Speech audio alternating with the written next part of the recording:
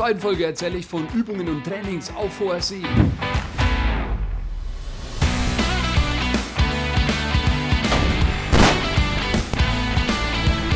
Dem Alltag auf dem Schiff und natürlich auch an Land.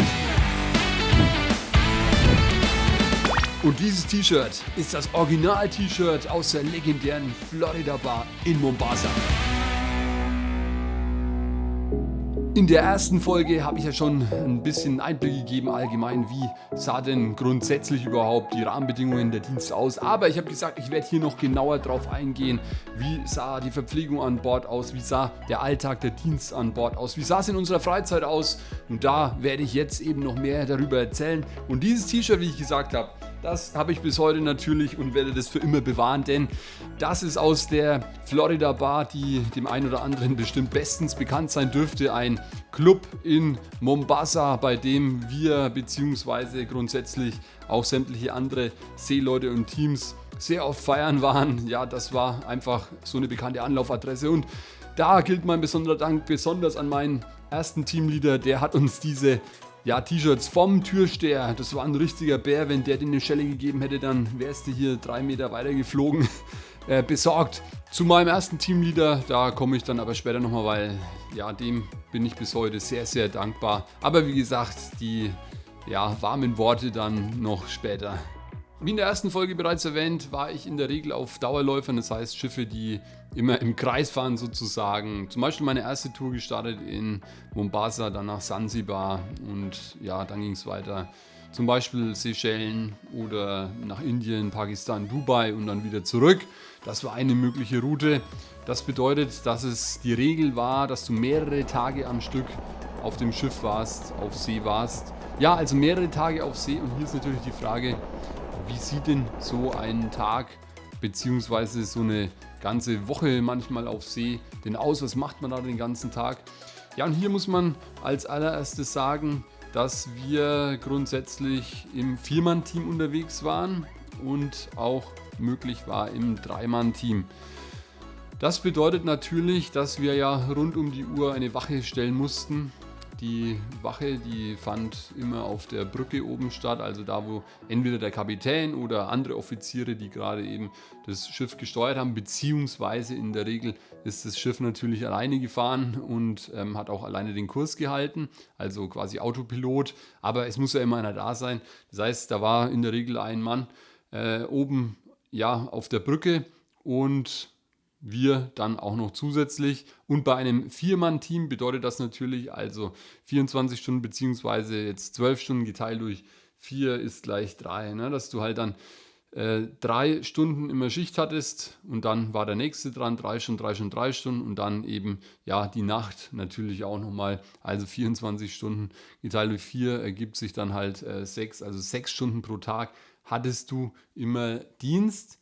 Ja, und der Rest ist natürlich zur freien Verfügung, aber du bist jederzeit auf Abruf.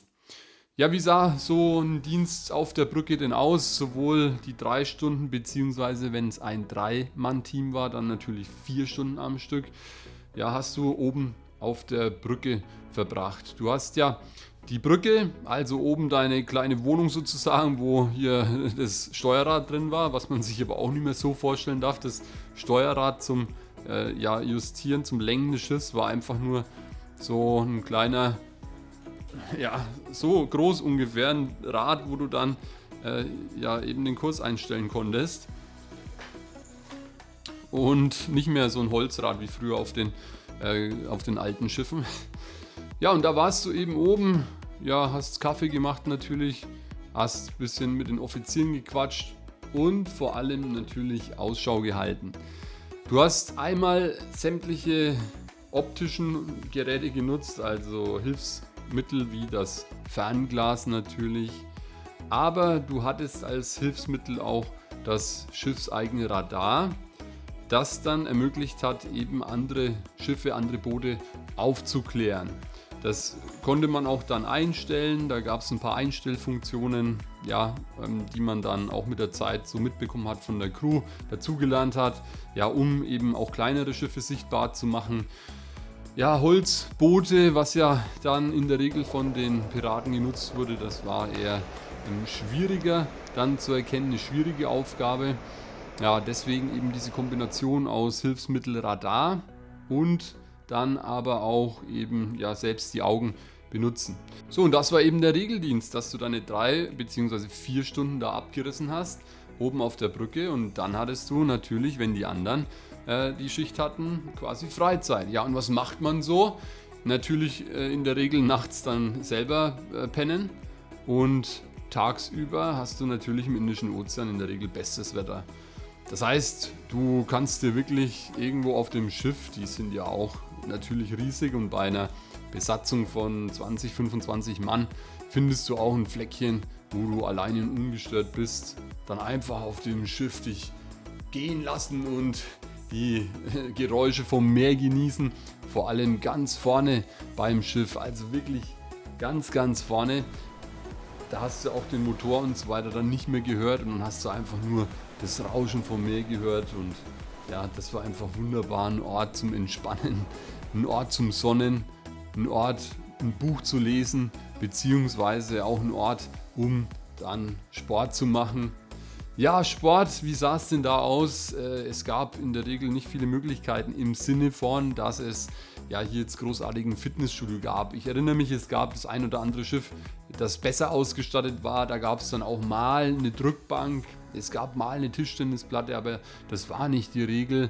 Die Regel war, dass du mit ja, dem körpereigenen Gewicht trainiert hast. Wir hatten hier auch diese TRX-Bänder immer dabei und haben damit natürlich dann ja, mehrheitlich trainiert. Ja, ansonsten war der Alltag natürlich auch gezeichnet von dann immer wieder Trainings. Trainings wie zum Beispiel ja für uns teamintern, also nur wir, Medic Training. Ja, das heißt ja, dass hier zum Beispiel auch eine Verwundung passieren kann, und jetzt natürlich immer wieder wir das aufgefrischt haben, Versorgung von Verwundeten.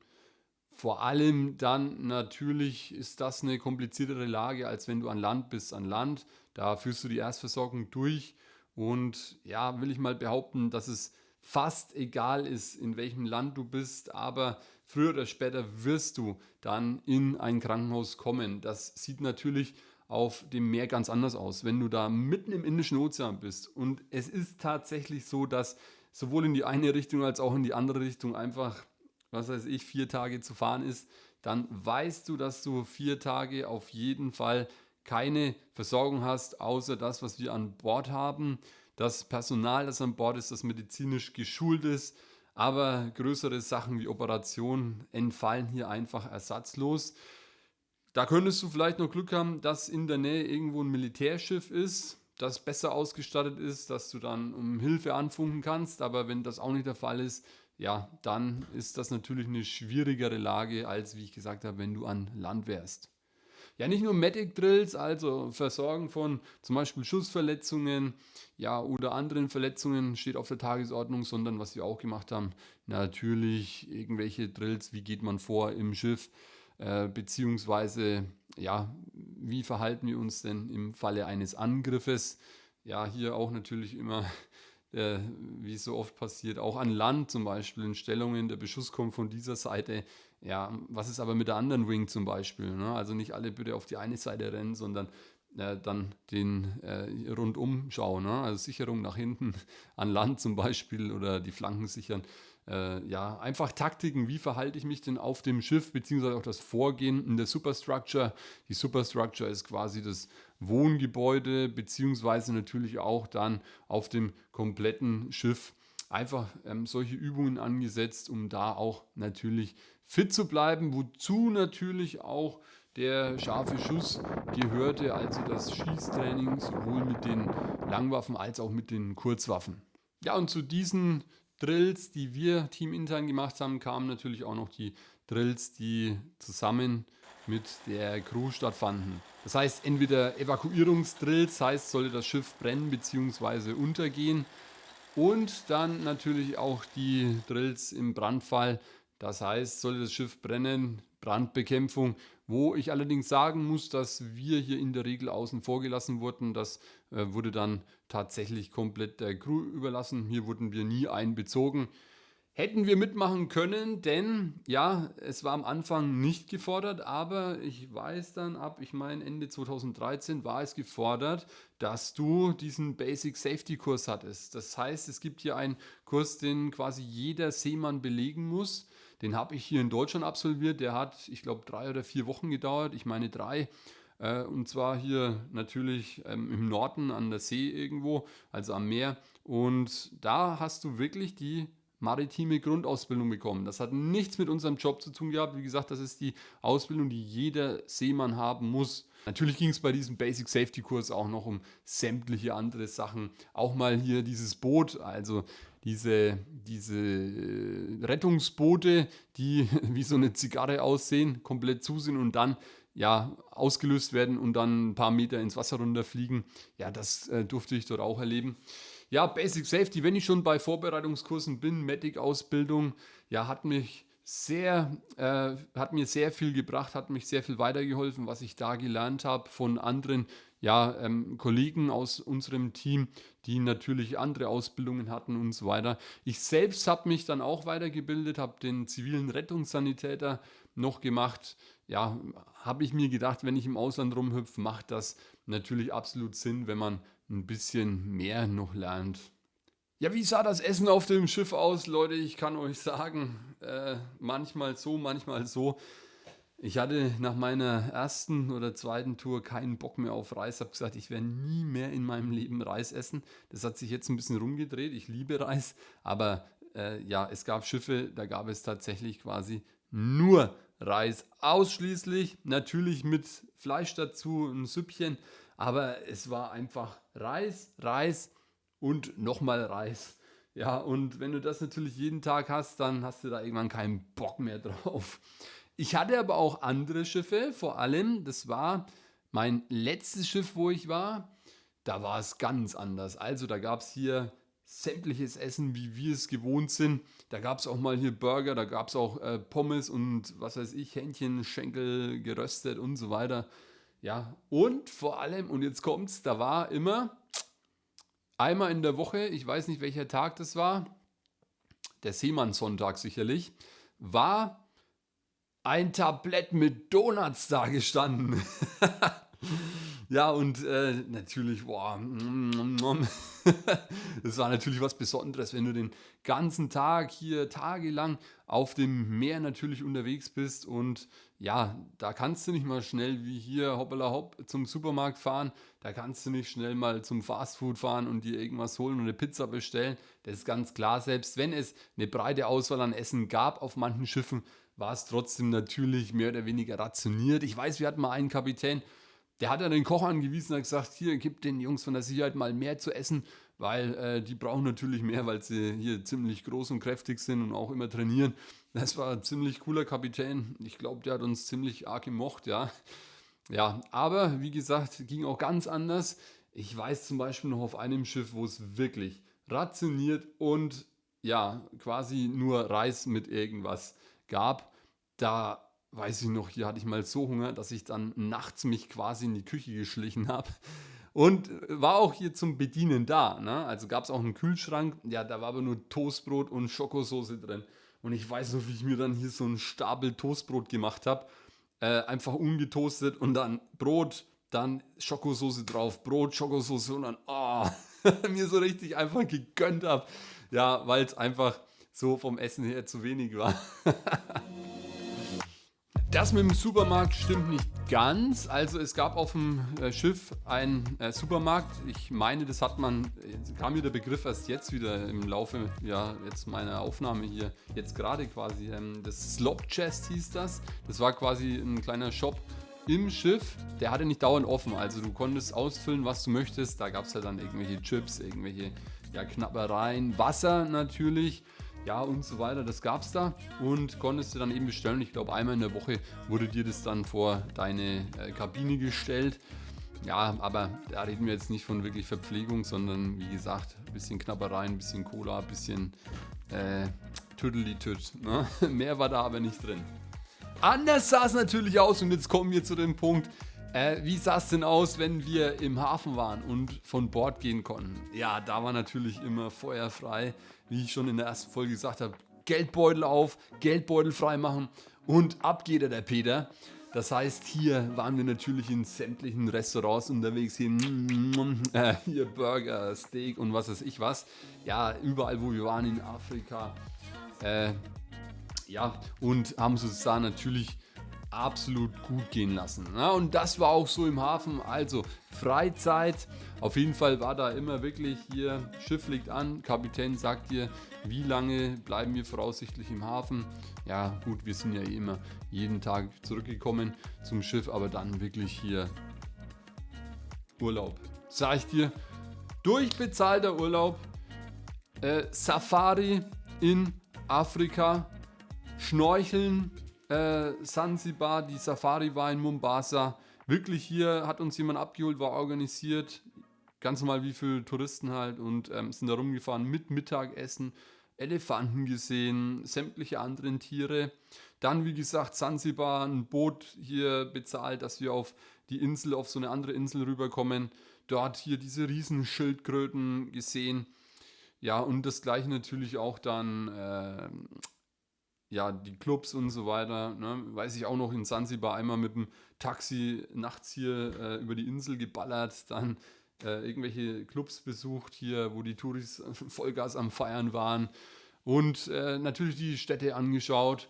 Ja, natürlich auch hier Madagaskar, weiß ich noch, mal hier unterwegs gewesen, lokale Märkte angeschaut.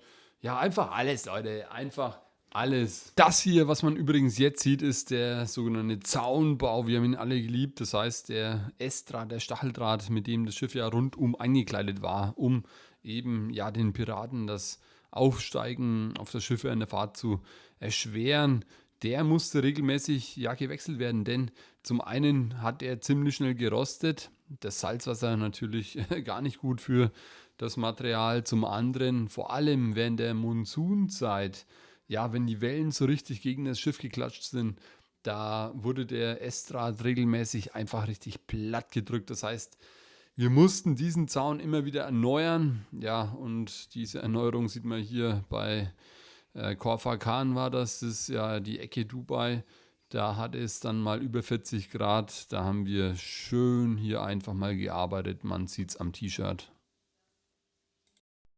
Und dann gab es auch noch ein paar Ereignisse der Demut, sage ich mal. Ich sag dir, du hast natürlich auf dem Schiff super viel Zeit, dein Hirn anzustrengen, beziehungsweise eben einfach über Sachen nachzudenken. Ja, das habe ich so in meinem Leben noch nirgendwo, noch nie erlebt.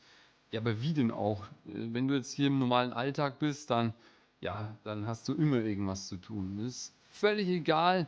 Ja, auch wenn du einen Tag frei hast, dann machst du einfach nur den Fernseher an und nimmst dein Handy. Und das hast du eben auf dem Schiff gar nicht. Auf dem Schiff, da gab es auf manchen Schiffen gab's einen Fernseher zum Beispiel. Ja, wo du dann irgendwie, erinnere mich an meinem Hafen in Dubai, hast du auch deutsches Fernseher irgendwie reinbekommen. Aber das war ja nicht die Regel. Und du warst da tatsächlich einfach auf See ohne jegliche Kommunikation. Es gab manche Schiffe, da konntest du eine E-Mail schreiben, die wurde dann zum Beispiel bei einem Schiff, das war Luxus, einmal am Tag gesendet und empfangen. Aber es gab da nicht hier Telefon, ist ja ganz klar. Also, man hatte zur Not ein Satellitentelefon dabei, aber das war ja nicht dafür da zum Telefonieren. Hier auch, ne?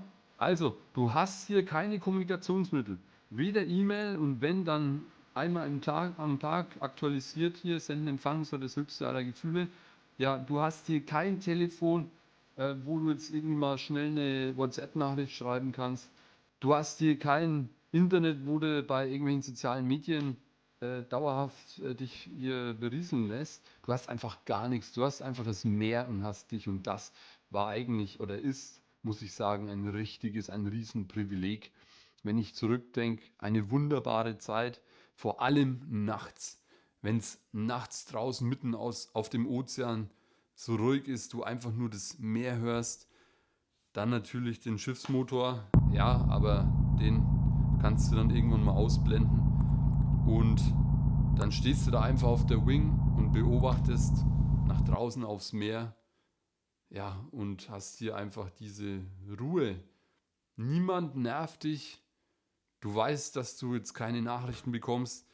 Und da hast du einfach unendlich viel Zeit, über sämtliche Sachen nachzudenken.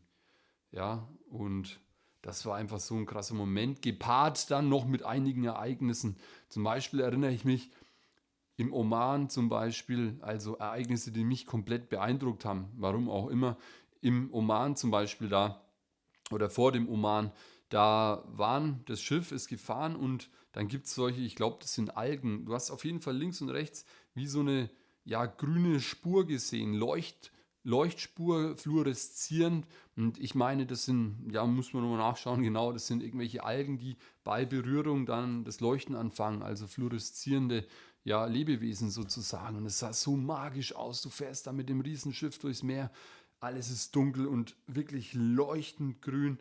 Diese links, rechts beim Schiff weg, einfach diese Streifen, einfach Wahnsinn. Das nächste, ich erinnere mich einmal im Oman, das war Sonnenuntergang und da waren wir an Land und der Himmel, der war so blau, das habe ich in meinem Leben noch nie erlebt. Das war wie in einem Märchen sozusagen. Also da war ich so schwer beeindruckt. Natürlich Sonnenaufgänge auf hoher See, Sonnenuntergänge auf hoher See. Einfach nur der brutale Wahnsinn, kann ich hier sagen. Und was mich auch immer, warum auch immer beeindruckt hat, das sogenannte Kreuz des Südens, das ist ein Sternbild. Das siehst du aber nur auf der Südhalbkugel.